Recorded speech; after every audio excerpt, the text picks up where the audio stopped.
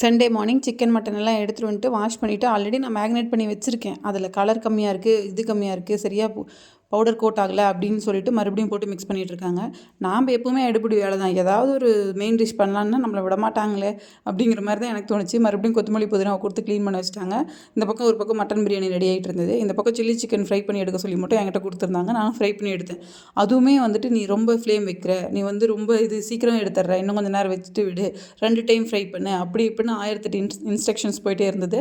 ஒரு வழியாக ஒரு டைம் பேட்சில் பொரிச்சு எடுத்துகிட்டு அதுக்கப்புறம் செகண்ட் பேட்ச் பொரிச்சு எடுத்தேன். எப்போவுமே நீ கதிர் பொரிக்கிறாங்க அப்படின்னா 2 டைம் பொரிச்சு எடுப்பாங்க. எனக்கு அப்படிலாம் இல்லை, ஒரே தான் போட்டோமா பொரிச்சமா எடுத்தமான்னு இருக்கணும்.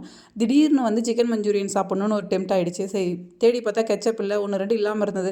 சரி இருக்கிறத வச்சு செய்வோம் அப்படின்னு சொல்லிட்டு ஆனியனை கட் பண்ணி போட்டுட்டு அதே நல்லா மிக்ஸ் பண்ணதுக்கப்புறம் அதில் கருவேப்பில் போட்டோம். கருவேப்பிலாம் போடணுமான்னு கேட்காதீங்க, எங்ககிட்ட இருக்கிறத வச்சு தான் செய்யணும்னு சொல்லிட்டு தான். கேப்சிகம் இல்லை, அதனால் அந்த க்ரீன் கலருக்காக நாங்கள் கருவேப்பில் தான் போட்டோம்.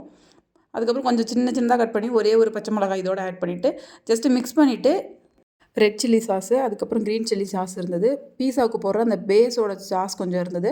ஸோ அதுவுமே கொஞ்சம் போட்டுட்டு, சோயா சாஸ் கொஞ்சம் இருந்தது, இதையுமே கொஞ்சம் போட்டுட்டு எல்லாத்தையும் போட்டு மிக்ஸ் பண்ணிவிட்டு அதுக்கப்புறம் சில்லி சிக்கனில் நமக்கு எலும்பு இருக்கிறது எலும்பு இல்லாததுன்னு தனித்தனியாலாம் இல்லை, நம்ம எல்லாத்தையும் கலந்து இதெல்லாம் கொஞ்சம் இதில் போட்டால் நல்லாயிருக்கும்னு தோணுச்சோ அந்த மாதிரி பீஸில் ஒரு 2 3 போட்டு மிக்ஸ் பண்ணிவிட்டு ஃபைனலாக கொத்தமல்லி தலையை தூவி எடுத்தாச்சு.